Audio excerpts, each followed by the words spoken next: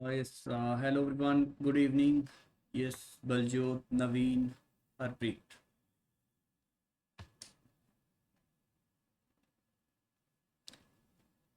Yes, good evening. Am I audible?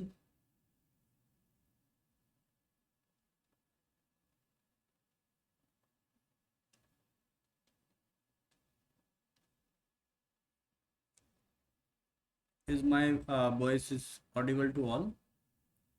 Good evening.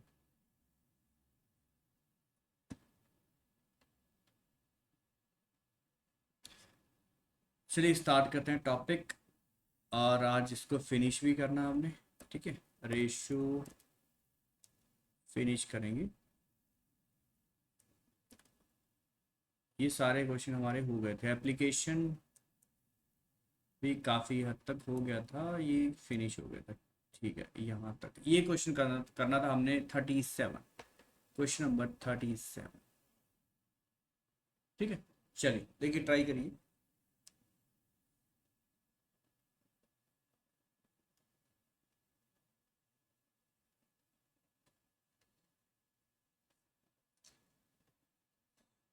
Yes, A man had some hens and cow.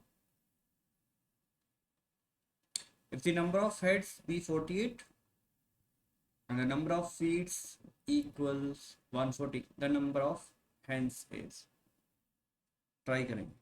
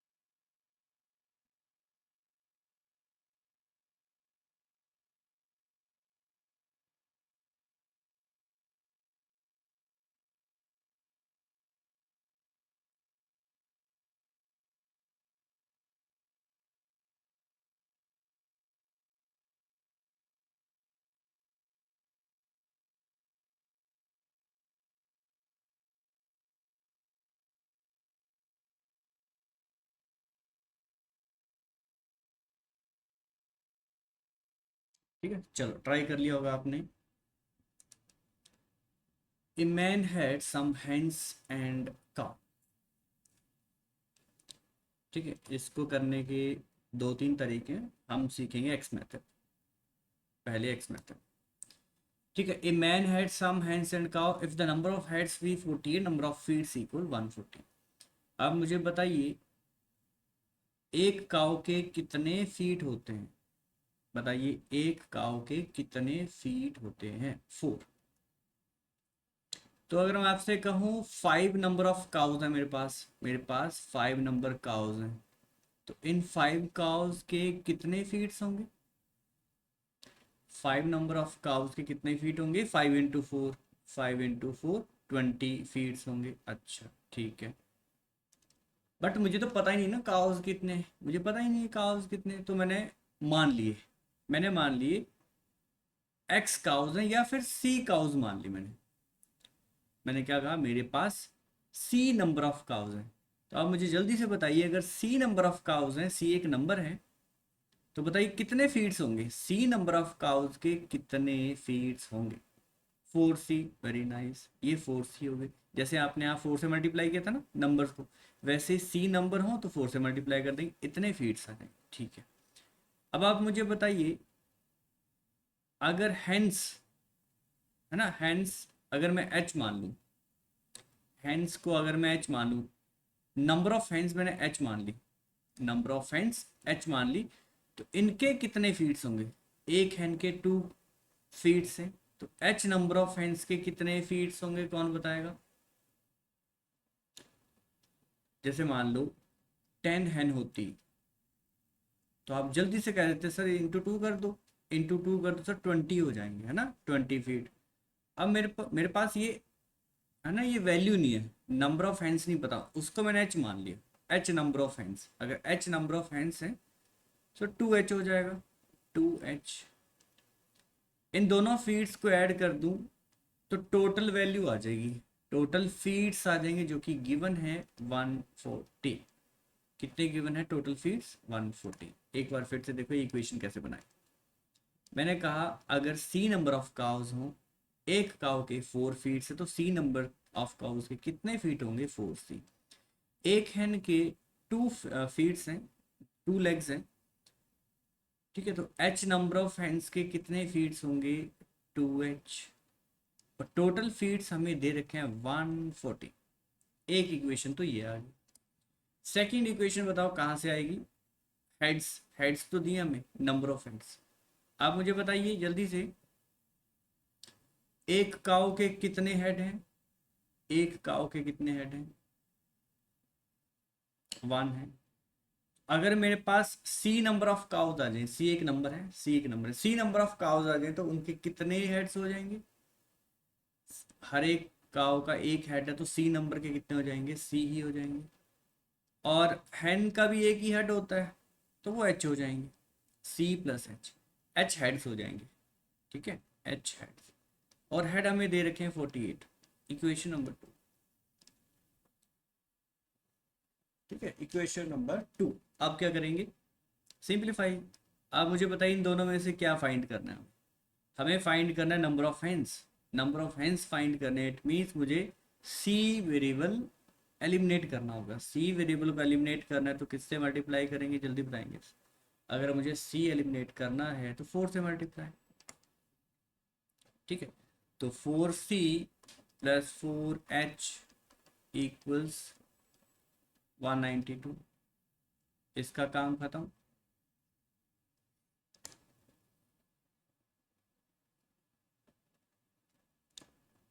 ये question number 3, question number 3। सो 3 में से first minus कर दो, 3 में से first minus कर दो, यहाँ माइनस आएगा, ये माइनस आएगा, ये माइनस हो जाएगा, ये cancel out, and 4h minus 2h is 2h,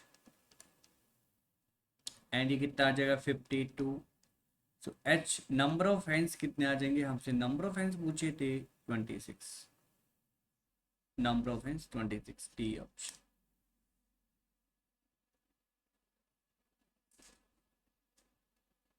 तो इक्वेशन मेथड से ना सारे क्वेश्चन हो जाएंगे। कोई सा भी एनिमल हो जिसके आपको फीट पता हो, है ना, हेड पता हो, तो इक्वेशन बना के हम कर सकते हैं। बताइए क्या इक्वेशन मेथड क्लियर हुआ आप सबको? डन। अब इसका आप एक फॉर्मूला भी याद कर सकते हैं। अगर रिलेशन दिया हो 2 लेग्स वाले एनिमल का और 4 लेग्स वाले एनिमल का रिलेशन दिया हो तो सीधा एक फॉर्मूला याद कर सकते हैं। How to find animal, number of animals, how to find number of animals with 4 legs या 4 फीट, है ना, 4 फीट या 4 लेग्स। इसका सीधा सीधा फॉर्मूला है।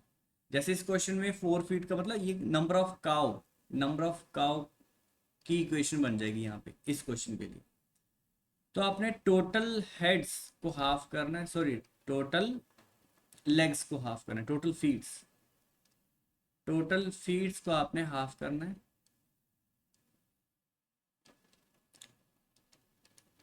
और माइनस करना है टोटल हेड्स, माइनस करना है टोटल हेड्स, और मोड लगा देंगे। मोड मतलब वैल्यू प्लस में ही आनी चाहिए, माइनस में आनी चाहिए। तो इस क्वेश्चन में देखो कितना जल्दी हो जाता अगर आपको फॉर्मूला पता होता। फीड्स का हाफ करते 140/2 -48, ठीक है, तो ये आता 70 - 48 22।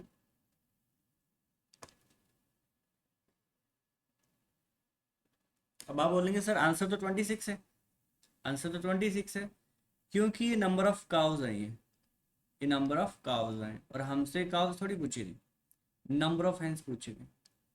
और नंबर ऑफ हेड्स का मतलब क्या होता है बताओ? नंबर ऑफ हेड्स का मतलब है, नंबर ऑफ हेड्स का मतलब है टोटल, टोटल एनिमल है, ये टोटल एनिमल्स, ठीक है, टोटल एनिमल्स। सो 22 अगर काउ है तो मुझे बताइए 48 में से 22 काउ है तो 26 ही हैंड्स होंगी। 26 ही हैंड्स होंगे, ये आंसर डी।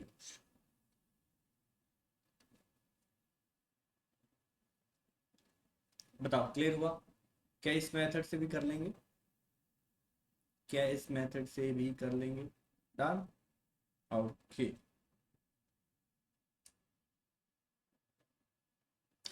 एक लास्ट मेथड है एलिगेशन मेथड, उसको भी सीख ही लो, थोड़ा आइडिया हो जाएगा जब हम एलिगेशन करेंगे ना। तो आपको ध्यान रहे कि एक एलिगेशन भी हमने कहीं पे किया था ना, जब एलिगेशन का ही टॉपिक होगा तो थोड़ी हेल्प हो जाएगी। तो एलिगेशन देख लो, एलिगेशन से कैसे करते हैं। एलिगेशन एक ट्रिक है, पूरा चैप्टर है उस पर, ठीक है। तो काफ़ी टॉपिक्स पे एलिगेशन मिक्सचर का कॉन्सेप्ट लगता है।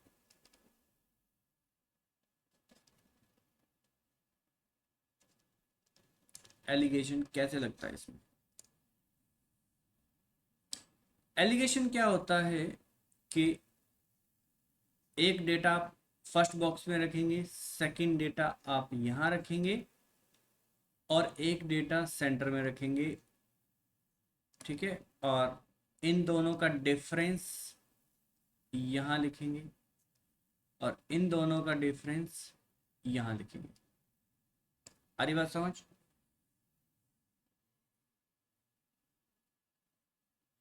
सॉरी, ठीक है। अब देखो,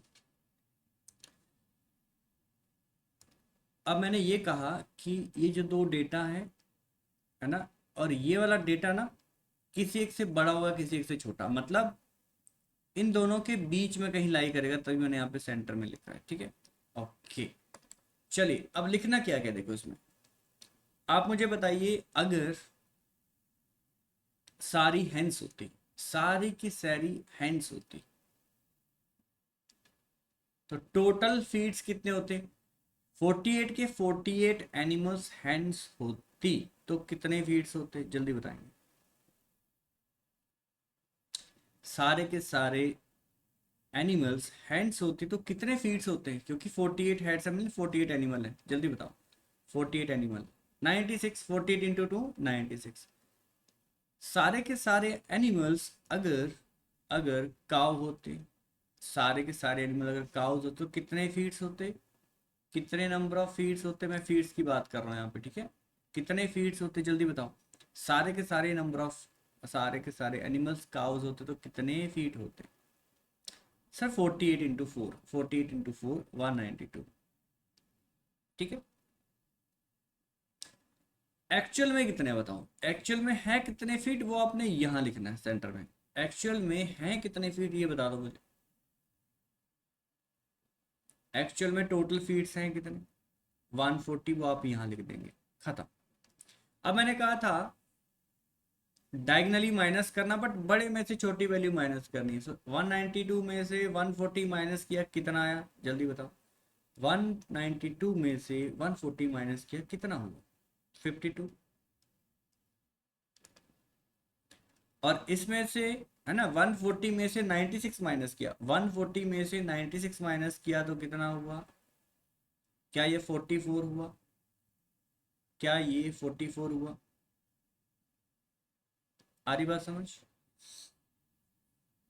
देखो, इन दोनों का डिफरेंस किया, यहाँ लिखा, इन दोनों का डिफरेंस किया, डायगनली यहाँ लिख दिया, बस।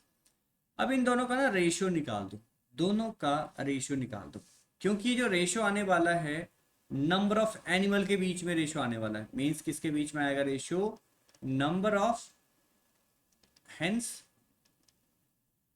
ऊपर फीट थे, इधर फीट थे, इधर भी फीट थे, है ना, ये फीट थे, ये भी फीट थे काउ के, और ये एक्चुअल में फीट थे।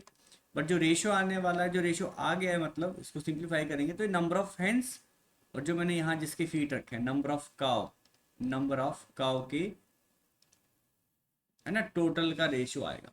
रेशियो निकाल देंगे जल्दी से, रेशियो निकाल देंगे, फटाफट से उड़ा देंगे इसको। 4 से कटेगा, 13:11, 13:11। अब मुझे बताइए, अगर ये number of hen and number of cow हैं तो दोनों का सम किसके बराबर होगा? Number of hens plus number of cow means total animals, total animals किसके बराबर होगा? 24 किसके बराबर होगा? जल्दी बता देंगे, 24 किसके बराबर होगा? अगर नंबर ऑफ हैंस और number of, yes, number of heads means number of animals 48। 48 ये नंबर ऑफ एनिमल तो है क्योंकि सबका एक एक हेड है तो इतने एनिमल होंगे टोटल। ये 2 वैल्यू आ गई, कितनी आ गई 2 वैल्यू। रेशियो का मल्टीपल आ गया, मुझे फाइंड करना है number of hands. Number of hands find करना तो यहाँ मल्टीप्लाई कर दो, आंसर 26। अगर नंबर ऑफ काउ फाइंड करनी है तो यहाँ मल्टीप्लाई कर दो 22, बट ये पूछा नहीं था हमसे, पूछा था नंबर ऑफ हैंड्स, तो आंसर 26। ठीक है, एक बार फिर से देखेंगे स्टार्टिंग से। मैंने कहा नंबर ऑफ फीट्स लिखेंगे, अगर सारे के सारी हैंड्स होती, सारी सारी हैंड्स होती तो कितने फीट होते, 48 इंटू 2 96। ये हैंड का डेटा आ गया है ना, फीट्स ऑफ हैंड ऐसे लिख लो, हैंड्स फीट लिख लो, और यहाँ पे काउस फीट आ जाएंगे, टोटल काउस के फीट 48 इंटू 4 192। एक्चुअल में कितने फीट्स हैं, एक्चुअल में कितने दिए हैं 140, माइनस किया 52, माइनस किया 44, रेशो निकाला 13:11। मैंने कहा ये रेशो किसका आएगा, ये रेशो किसका आएगा, नंबर ऑफ जिसके फीट रखा है, रखे हैं यहाँ पे हैंड्स, और ये नंबर ऑफ काउ। मैंने कहा दोनों को ऐड कर दूंगा तो 24 टोटल एनिमल आ जाएंगे, 48 1 की वैल्यू 2 है, कट गया, तो नंबर ऑफ हैंड्स कैसे आएंगे, इससे मल्टीप्लाई कर देंगे, आंसर 26। क्या आपको ये टेक्निक भी समझ आई, क्या एलिगेशन समझ आया? ठीक है जी, चलिए नेक्स्ट ये करेंगे। अब आप मर्जी आपकी है, 3 मेथड बता दी मैंने, कैसे भी कर लो, करिए जल्दी।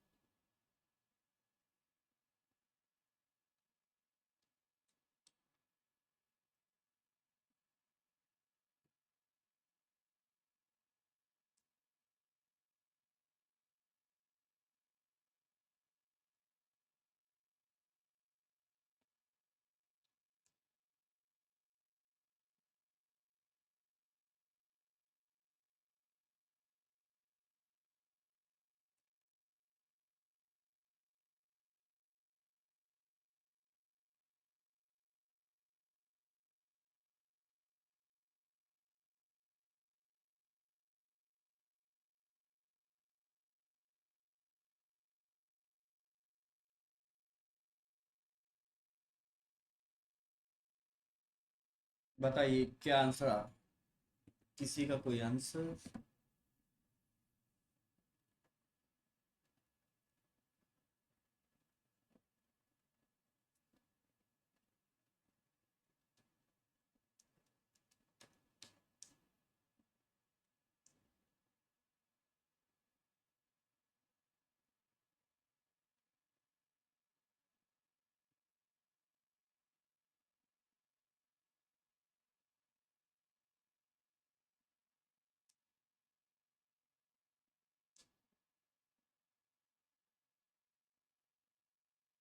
देखो फॉर्मूला से कर लो, जल्दी हो जाएगा, क्योंकि मैंने कहा था नंबर ऑफ काउस के लिए सीधा फॉर्मूला है, नंबर ऑफ काउस के लिए सीधा फॉर्मूला है total feeds, total feeds half कर दो, minus heads, minus number of heads, खत्म, क्वेश्चन यहीं पे खत्म। ऑप्शन ए, क्वेश्चन यहीं पे खत्म, टोटल फीड्स हैं 320, हाफ कर दिया, नंबर ऑफ हेड्स हैं 120, 160 माइनस 120 40 आंसर। बाकी एलिगेशन से भी हो जाएगा और इक्वेशन से भी हो जाएगा। बताइए हुआ clear? Yes Naveen, Baljot, Harpreet, clear, done. Next question number 13।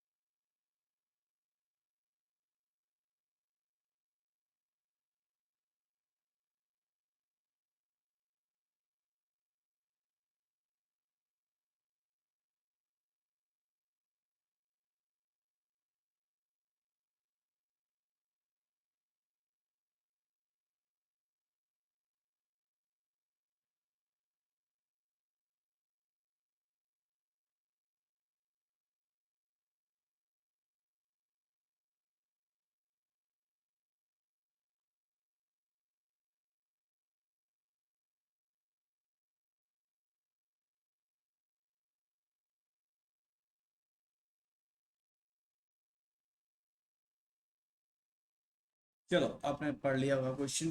There are ₹225 consisting of 1 rupee 50 पैसे 25 पैसे coins. The ratio of their numbers in that order is 8:5:3। The number of 1 rupee coins is. अच्छा, ये सारे क्वेश्चन इंपॉर्टेंट है जितने में हमने किए हैं, ठीक है। ये भी इंपॉर्टेंट टाइप है, कॉइन वाला टाइप भी इंपॉर्टेंट है इस टॉपिक के नज़रिए से, ठीक है। So there are 225 rupees consisting of 1 rupee 50 पैसे 25 पैसे। अच्छा, मुझे एक बात बताओ, मैं अपना एग्जांपल ले रहा हूँ। अगर मैं आपको कहूँ 50 पैसे हैं, है ना, 50 पैसे के कॉइन है मेरे पास, 25 पैसे के कॉइन है और 1 रुपी के कॉइन है, ठीक है। ये कॉइन है मेरे पास। मैंने कहा पता कितने कितने कॉइन है इसके, मेरे पास मान लो 10 कॉइन है। मैं अपना एग्जांपल ले रहा हूँ। ये कॉइन्स का रेशो, मतलब कॉइन्स बता रहा हूँ आपको, ठीक है। ठीक है, सो मैंने 1 रुपी के कितने कॉइन ले लिए, मान लो कितने कॉइन ले लिए, मान लो 10। मैंने 50 पैसे के मान लो 20 कॉइन ले लिए। 20 नहीं, मान लो 5 ले लिए। और 25 पैसे के मैंने 40 कॉइन ले लिए, ठीक है, 40 कॉइन। आप मुझे बता सकते हैं मेरे पास कितने रुपए होंगे टोटल, वैल्यू कितनी होगी इन कॉइन की, टोटल वैल्यू इन रुपी कितनी होगी, जल्दी बताइए। टोटल वैल्यू बताएंगे। 1 रुपए के 10 कॉइन है, 50 पैसे के 5 कॉइन है और 25 पैसे के 40 कॉइन है। कितने रुपए बने मेरे पास, कलेक्शन बताओ मेरी।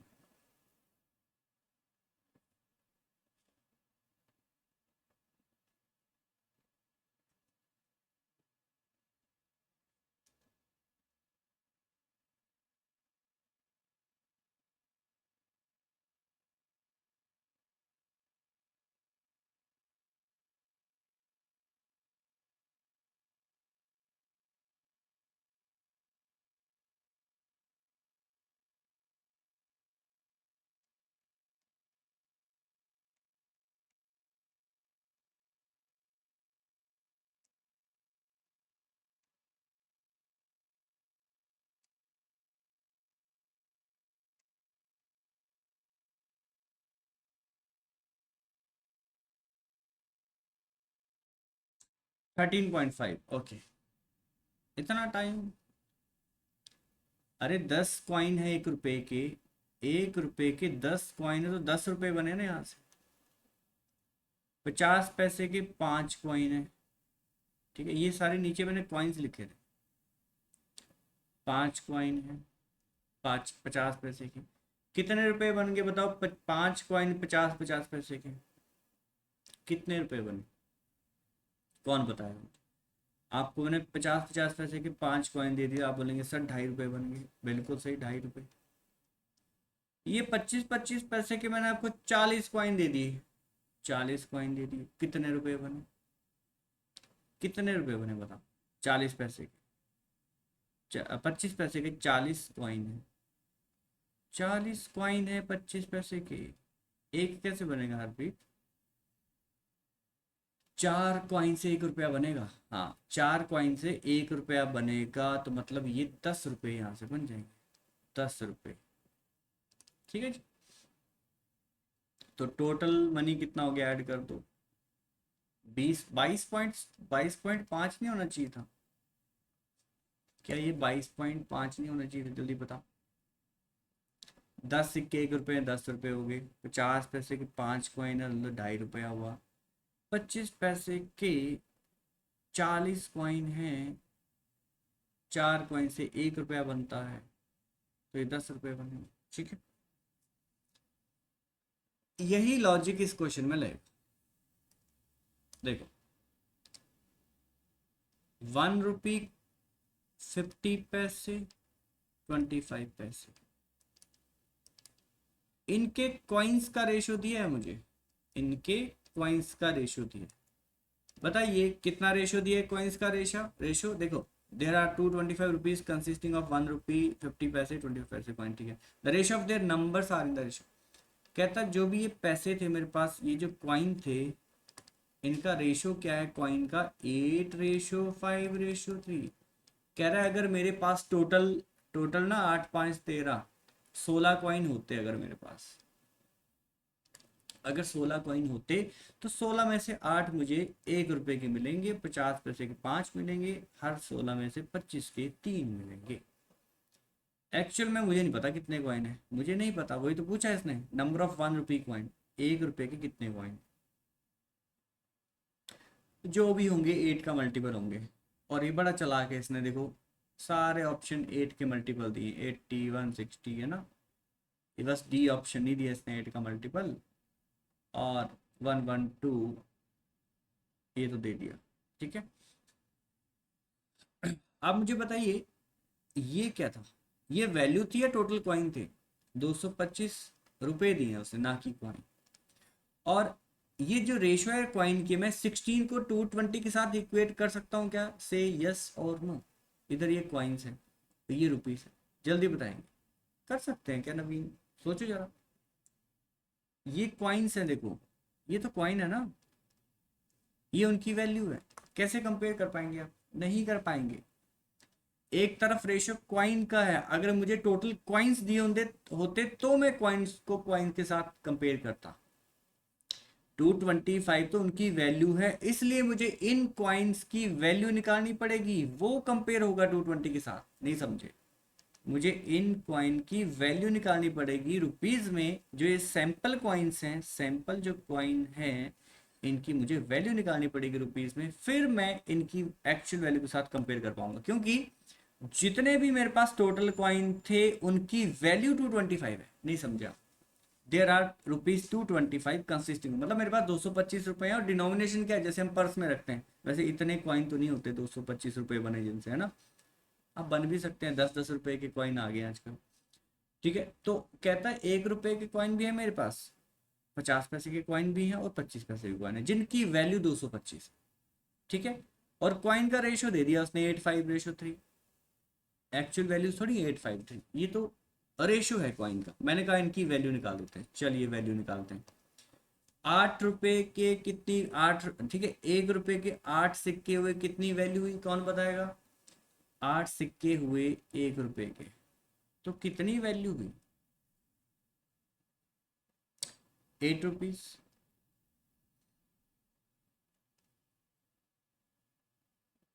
50 पैसे के 5 सिक्के हैं, कितनी वैल्यू हुई? ए ऑप्शन आ गया, वेरी नाइस। 50 पैसे के 5 सिक्के हुए, कितनी वैल्यू हुई? 50 पैसे के 5 सिक्के, कितनी वैल्यू हुई? ढाई, ढाई वैल्यू हुई। 25 पैसे के 3 सिक्के, 25 पैसे के 3 सिक्के मतलब 75 पैसे हुए। 75 पैसे का मतलब 0.75 रुपीज़। 75 पैसे मतलब 0.75 रुपीज़। इनको ऐड कर देंगे, इनको ऐड करेंगे और बराबर कर देंगे 225 के साथ। बताओ कितना सम हुआ, जल्दी बताओ कितना सम हुआ?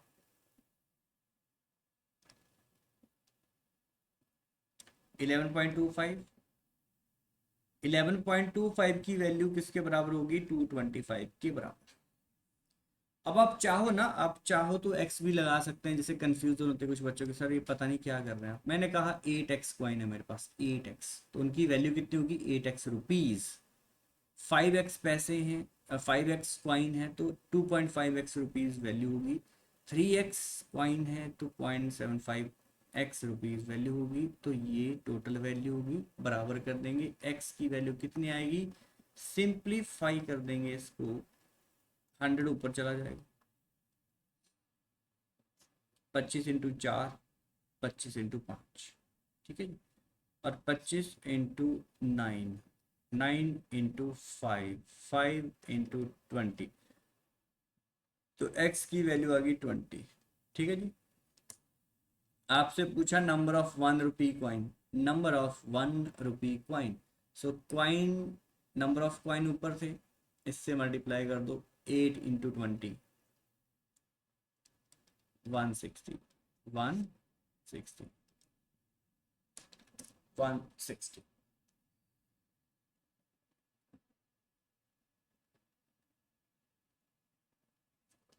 एक बार फिर से देखो, स्टार्टिंग से क्या किया मैंने।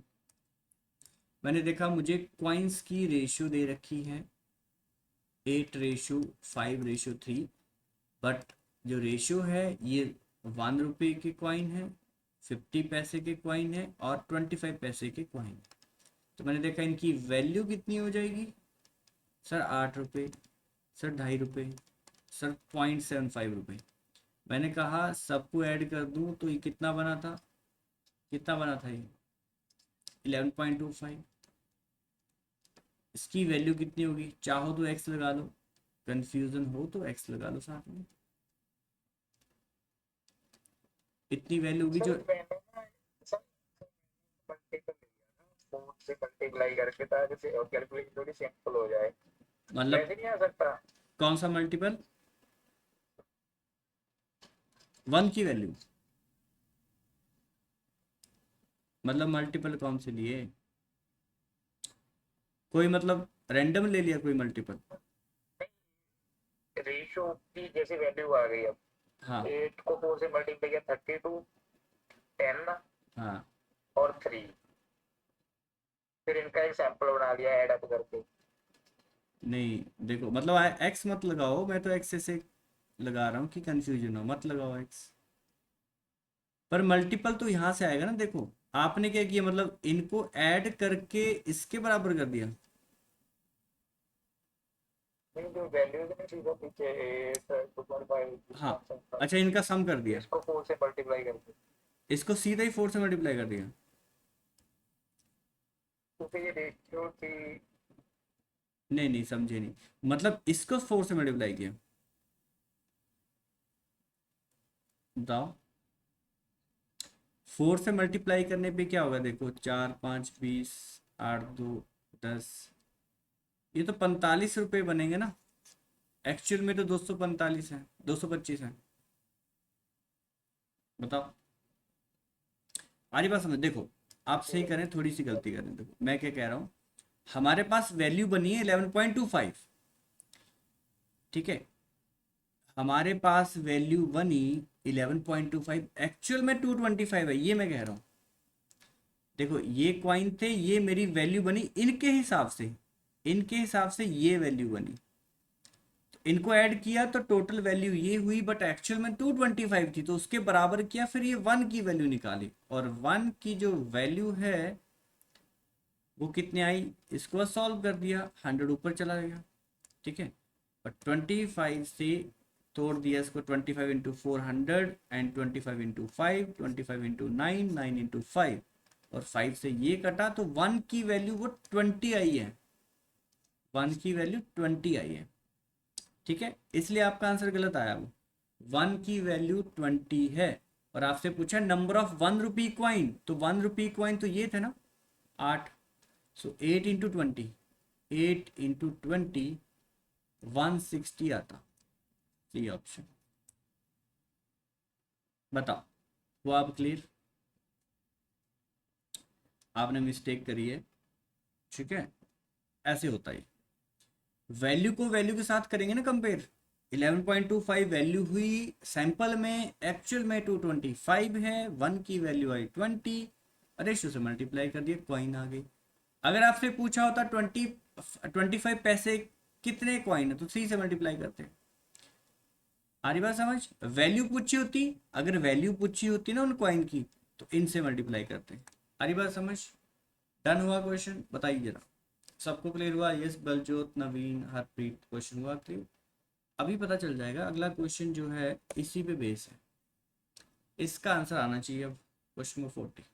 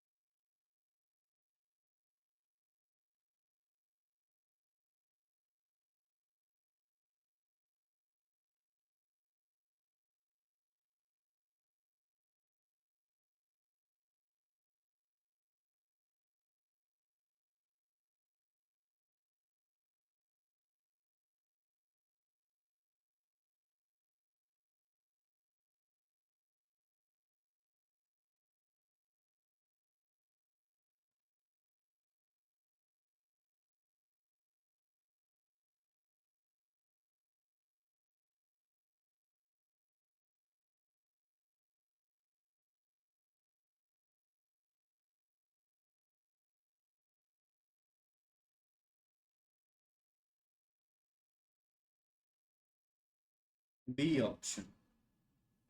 देखो, a box contain 1 rupee coin, 50 पैसे coin and 25 पैसे coin, 25 पैसे coins। 1 रुपए के कॉइन है, 50 पैसे के कॉइन है और 25 पैसे के कॉइन है, और इन कॉइन्स का रेशो दे रखा 8 5:3, ठीक है, इन कॉइन्स का रेशियो दे रखा है और हमें वैल्यू दे रखी है if the total number of money in the box is, if the total amount of money in the box, मतलब वैल्यू दे रखी है। मैंने कहा तो फिर वैल्यू निकाल लो ना, वैल्यू निकाल देते हैं इन रुपीस, इन रुपीस। ये 8 वैल्यू हो जाएगी। अच्छा रेशियो सेम ही है, पहले की तरह ही आएगी, है ना, रेशियो सेम ही है तो 0.75। तो सम भी वैल्यू का एक्चुअल में, है ना, सैंपल में सम आ जाएगा 11.25। एक्चुअल में सम कितना था, वैल्यू कितनी थी, 112.50। मैंने देखा है नंबर देखे देखे से लग रहे हैं एक जैसे नंबर लग रहे हैं। अगर मैं डेसिमल हटा दूं तो, अगर मैं डेसिमल हटा दूं तो ईजिली हो जाएगा, पर कोई बात नहीं, वन की वैल्यू निकालते हैं पहले। 112.50, 112, है ना। चलो ये डेसिमल हटा दें, डेसिमल हटा देते हैं। डेसिमल से डेसिमल कैंसिल आउट, क्योंकि डेसिमल के बाद टू टू प्लेसेस थे ना, टू प्लेसेस थे, डेसिमल के बाद टू प्लेसेस थे, यहाँ भी टू थे। तो डेसिमल से डेसिमल कैंसिल आउट, 100 से डिवाइड होता, 100 से डिवाइड होता, कट जाता। अब मैं देखें सीधा 10 टाइम से, देखो सीधा 10 टाइम से 1125 को 10 से मल्टीप्लाई करेंगे, ऊपर वाली वैल्यू आ जाएगी। सो 1 = 10 आ गया, 1 = 10। आपसे पूछा है द नंबर ऑफ 50 पैसे क्वाइन, नंबर ऑफ 50 पैसे क्वाइन कितने होंगे, 5 × 10, 5 × 10 50। क्या सबको क्लियर हुआ, एस नवीन, हरप्रीत, बलजोत का तो आ ही गया था। इसी में से मुझे बताइए 25 पैसे के कितने कॉइन हुए, 25 पैसे के कितने कॉइन हुए,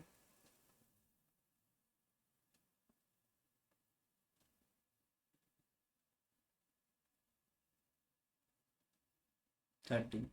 अब आप मुझे बताएंगे 120, 120 सही में 120 कैसे होंगे बलजोत। मैंने कहा था 25 पैसे, 25 पैसे। अब मैं आपसे पूछ रहा हूँ वैल्यू, वैल्यू ऑफ 50 पैसे कॉइन्स, वैल्यू ऑफ 50 पैसे कॉइन्स, जितने भी कॉइन थे 50 पैसे की, उनकी वैल्यू बता दो कितनी हुई।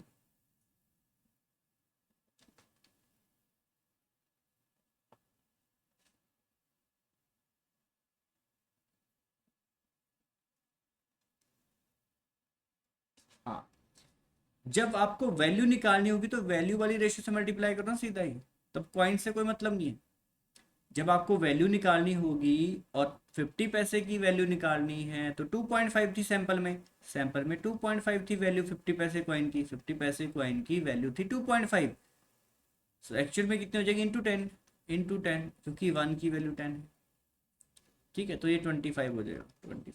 आई बात समझ, जब वैल्यू निकालनी होगी तो वैल्यू की रेशियो से मल्टीप्लाई करेंगे, कॉइन की वैल्यू निकालनी हो तो कॉइन से मल्टीप्लाई करेंगे। डन हुआ, डन है।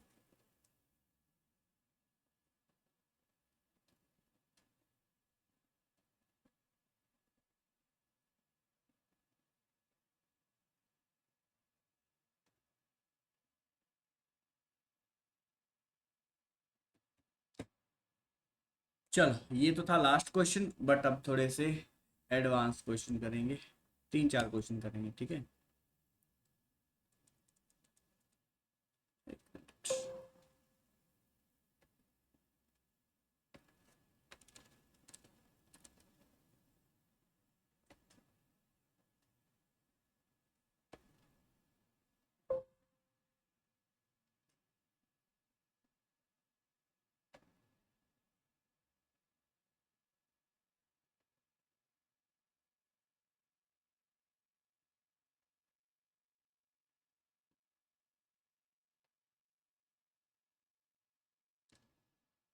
चलिए ये क्वेश्चन दिख रहा होगा आपको, है ना, अगर छोटा दिख रहा है तो इसको बड़ा कर देते हैं।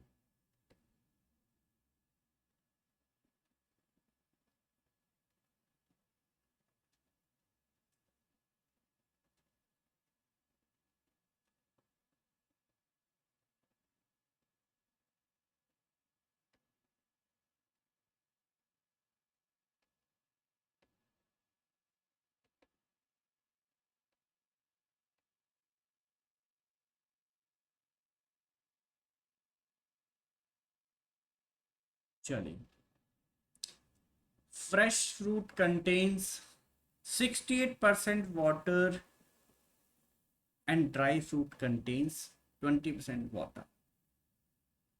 मजेदार क्वेश्चन है, इंपॉर्टेंट क्वेश्चन है। How much dry fruit can be obtained from 100 kg of fresh fruits? करेंगे इसको।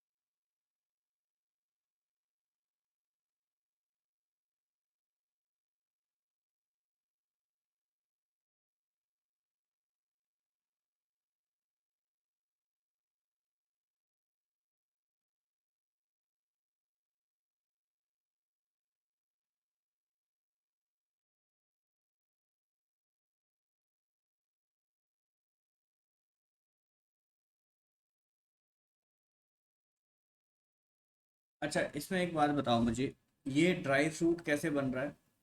Fresh fruit contains 60% water and dry fruit contains 20% water. How much dry fruit can be obtain from 100 kg of fresh fruit? Fresh fruit आप grapes ले लो, ठीक है, grapes की बात करते हैं। ग्रेप्स की बात अगर करें तो आप मुझे बताओगे, क्या हम ग्रेप्स से ही किशमिश बना रहे हैं? किशमिश उससे बनता है ना, ग्रेप्स से। से नो? ठीक है, अगर हम ग्रेप्स से ही किशमिश बना रहे हैं तो धूप में सुखाना पड़ेगा उसको, ठीक है।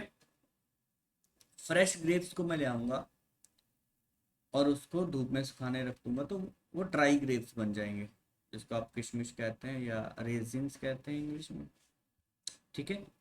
होता क्या उसमें बताओ, उस प्रोसेस में होता है क्या बताओ, इस प्रोसेस में होता है क्या बताओ? ड्राई ग्रेप्स में पानी नहीं होता। बात समझे, बात समझे कि आपने ड्राई ग्रेप्स या ड्राई फ्रूट या जो भी फ्रेश फ्रूट है, फ्रेश फ्रूट को आपने धूप में रखा, सुखाया, उस प्रोसेस में हुआ क्या, पानी निकल गया उसमें से, काफी पानी उसमें से निकल गया, तो बचा क्या उसमें बताओ? ऐसी कौन सी चीज है जो ड्राई ग्रेप्स और फ्रेश फ्रूट में, या मतलब अगर ग्रेप्स की बात कर रहा हूँ, ड्राई ग्रेप्स और फ्रेश ग्रेप्स में सेम रहेगी? कौन सी ऐसी चीज है जो नहीं जाएगी इस प्रोसेस में? पानी तो जा ही रहा है, बताओ कौन सी चीज इसमें से नहीं जाएगी, जल्दी बताओ।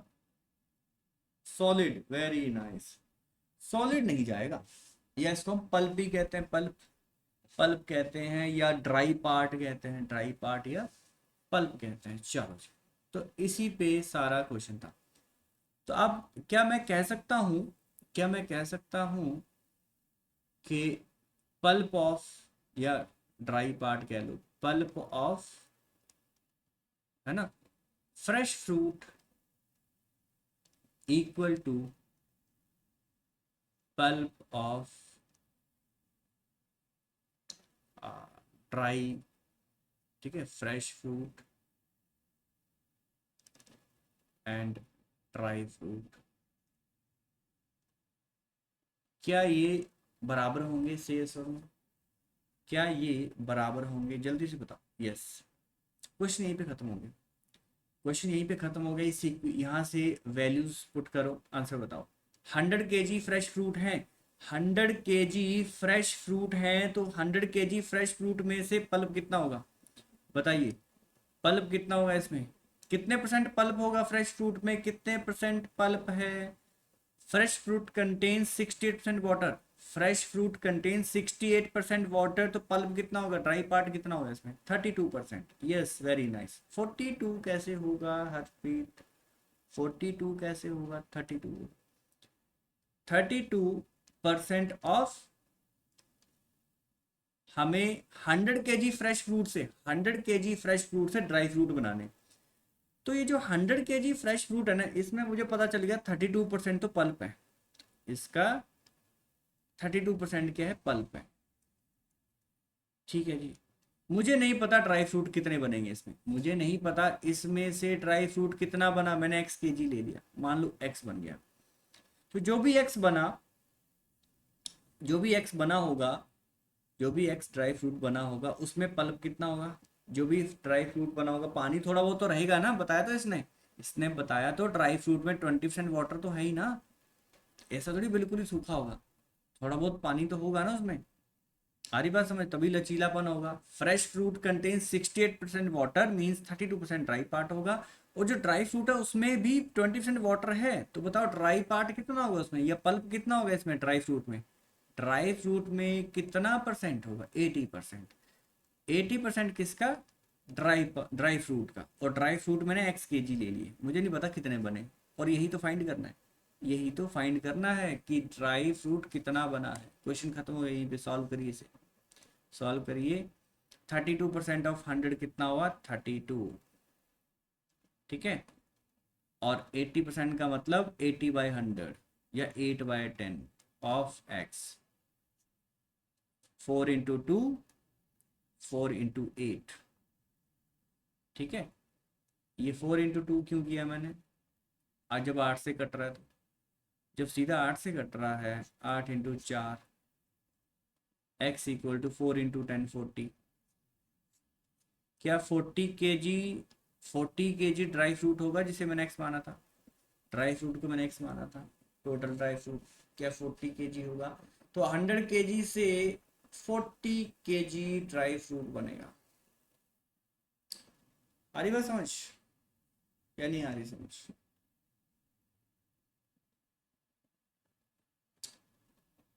तो इसका मतलब ये हुआ।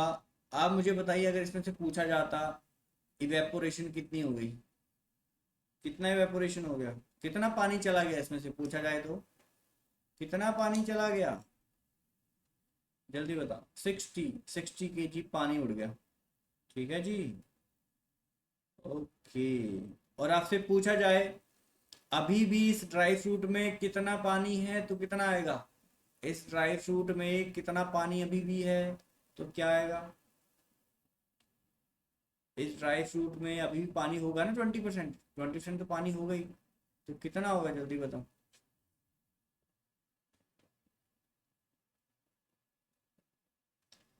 कितना केजी इसमें पानी होगा 40 kg ड्राई फ्रूट में? कंफ्यूज क्यों हो रहे हो आप? 40 kg का 20%, 40 kg तो ड्राई फ्रूट है ना इसमें, ऐसे थोड़ी सारे ड्राई, सारा पल्प थोड़ी है 40 kg, 40 kg पल्प थोड़ी है, इसमें पानी भी है थोड़ा बहुत, 20% वाटर है इसमें, मतलब 8 kg इसमें भी पानी है, और 32 होगा पल्प इसमें। पल्प और वाटर को ऐड करके ही तो ड्राई फ्रूट बना, ड्राई फ्रूट में भी 20% वाटर है, 80% उसमें पल्प है। तो आंसर तो आ चुका है, सी ऑप्शन। बताओ एक बार फिर से बताओ या डन है क्वेश्चन, एक बार फिर से बताओ या डन है क्वेश्चन, जल्दी बताओ। Question done. Pulp of fresh fruit equal to pulp of dry fruit. ठीक है, जिसको मैंने एक्स मान लिया, 32%, 80%, वहां से एक्स निकाल दिया। नेक्स्ट ये करेंगे।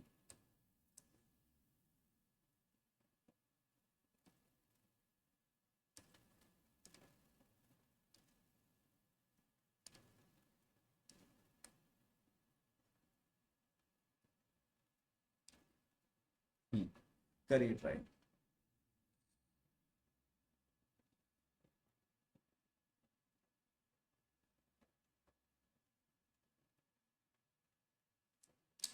अरे रुको, ये बाद में करना, 1 मिनट रुको, ये लास्ट में करते हैं।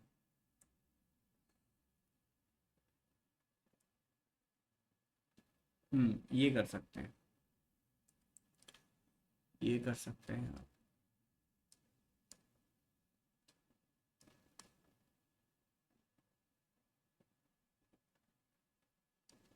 करिए try.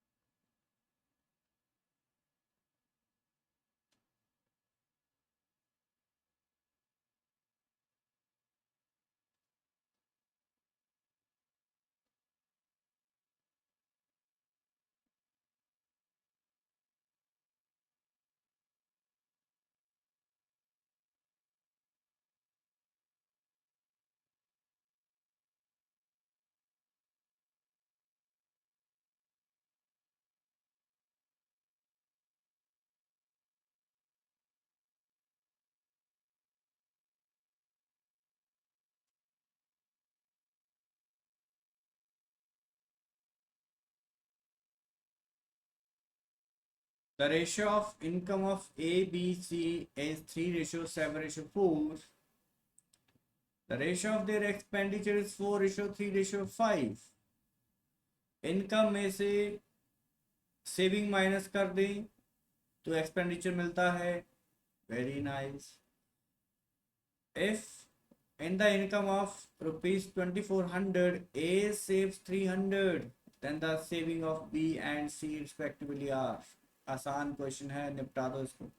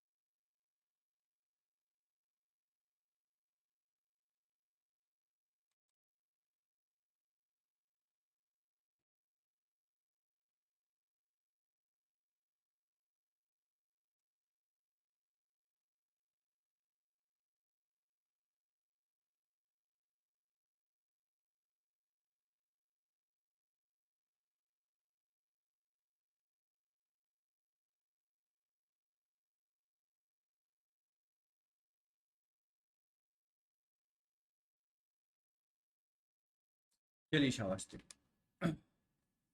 If the ratio of income of A, B and C is 3:7:4. चलिए जी इनकम की बात करते हैं. किसकी income? A, B and C. कितनी इनकम है? 3:7:4. और एक्सपेंडिचर है 435 में. ठीक है जी, एक्सपेंडिचर है 435 रेशियो में. ठीक है जी. if in the income of rupees 2400 A saves, मुझे बताओ क्या A की इनकम दे दी गई मुझे? फटाफट से बताना, क्या मुझे A की इनकम दे दी गई है? तो मैं अब आगे क्या करूँ आप बताओ मुझे. अगर A की इनकम दे रखी है मुझे क्या करना चाहिए? A की इनकम दे रखी है, बताओ किसके साथ कंपेयर करूँ उसको? जल्दी बताओ, इस 2400 को किसके साथ कंपेयर करूँ? इनकम ऑफ ए है. ई क्या है? ई मतलब ई क्या है हरप्रीत? ई तो कुछ है नहीं. एक्सपेंडिचर? नहीं तो एक्सपेंडिचर के साथ क्यों कंपेयर करना? अरे ये क्या, बताओ ये 2400 क्या? पहले ये बताओ मुझे, ये 2400 क्या है ये बताओ.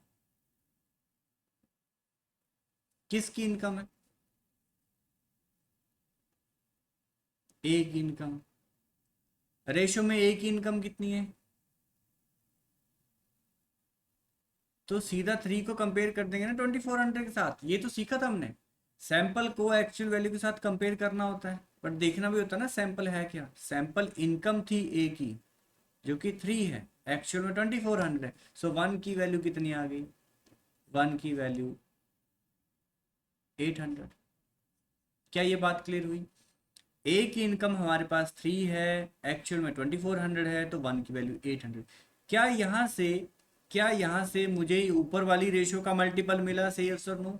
क्या मुझे ये इनकम की रेशो का मल्टीपल मिला? ये एक्सपेंडिचर की रेशो का इनकम नहीं है, नीचे मत मल्टीप्लाई कर देना, ऐसे मत करना कि 800 को आप 4 3 5 से भी कर दो ना। ये जो रेशो आया है, ये जो मल्टीपल आया है, ये सिर्फ इस रेशो का मल्टीपल आया ऊपर वाली का, क्योंकि जब ये 3 को 800 से मल्टीप्लाई करेंगे 2400 आएगा। चलो सबकी इनकम लिखते हैं अब। ए की इनकम आ गई 2400। जल्दी से बताएंगे बी की इनकम कितनी होगी? बी की इनकम कितनी होगी? फास्ट। इनकम ऑफ बी कितनी होगी? 56। सी की कितनी होगी? सी की इनकम कितनी हुई? 3200। ओके, आगे बढ़ेंगे, आगे बढ़ेंगे। अगर सेविंग इसकी कितनी हुई? ए की सेविंग है 300, ए की जो सेविंग है वो 300 है, बीच में सेविंग भी लिख देते हैं, ठीक है। ई की सेविंग है 300। आप मुझे बताइए फिर एक्सपेंडिचर कितना होगा? एक्सपेंडिचर कितना होगा ए का? ए का एक्सपेंडिचर कितना होगा? 2100। ओके, क्या मुझे सेकंड रेशियो का भी मल्टीपल मिल चुका है? क्या मैं 4 को 2100 के साथ कंपेयर कर सकता हूँ? क्योंकि एक्सपेंडिचर ए का 4 है, एक्चुअल में 2100। और 1 की वैल्यू कितनी आ गई? 20, 8, 2, 5। बिल्कुल सही कहा आपने, 525। तो 525 अगर मल्टीपल आ चुका है, कर दो मल्टीप्लाई, इन तीनों से कर दो मल्टीप्लाई, तीनों से कर दो, सबका एक्सपेंडिचर आएगा। इसका तो आ चुका है। ये बी का एक्सपेंडिचर कितना हो गया, जल्दी बताओ, बी का एक्सपेंडिचर कितना हुआ? क्या 1575 हुआ? क्या 1575 हुआ? यस। और इसका कितना हो गया?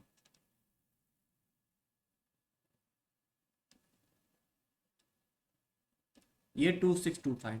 पर हमसे बट हमसे एक्सपेंडिचर पूछे ही नहीं है। हमसे क्या पूछे उसने? सेविंग बी और सी की, बी एंड सी की सेविंग। तो मैंने कहा दिक्कत क्या बात है इसमें, दिक्कत वाली क्या बात है? कोई दिक्कत नहीं है, बिल्कुल दिक्कत नहीं, क्योंकि बी की इनकम भी है मेरे पास, सी की इनकम भी है, बी का एक्सपेंडिचर भी है, सी का एक्सपेंडिचर भी है। सो इनकम में से एक्सपेंडिचर माइनस कर दूंगा, इनकम में से एक्सपेंडिचर माइनस कर दूंगा, सेविंग मिल जाएगी।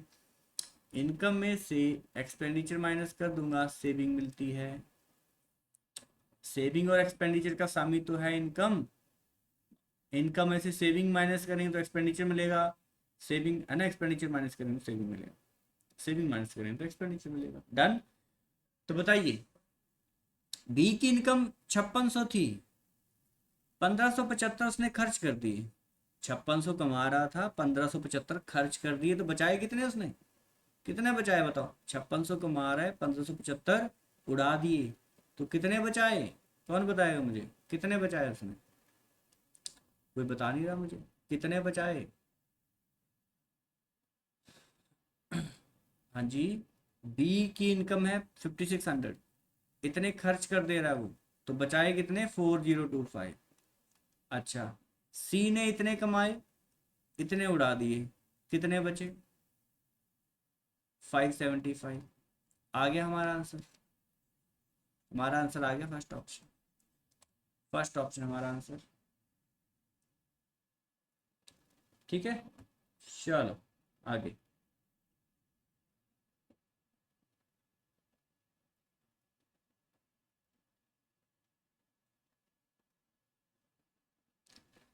नेक्स्ट जी।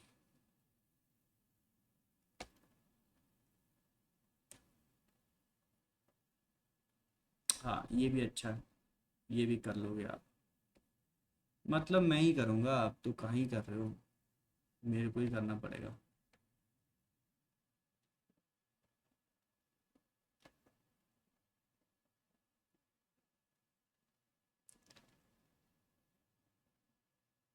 करो।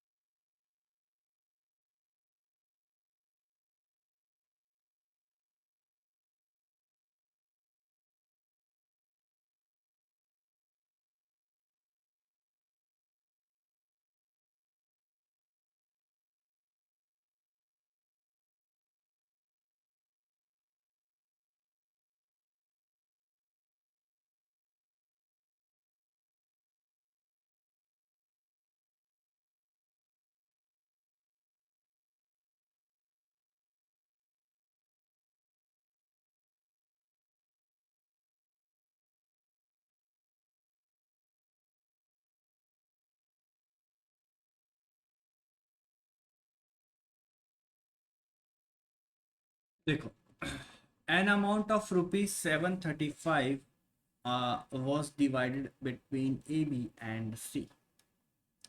कहता है ये डिवाइड कर चुका हूँ मैं। ये 735 ना डिवाइड हो चुका है। किस किसके बीच में डिवाइड हो चुका है? ए बी एंड सी। अच्छा, पहला आंसर आ गया।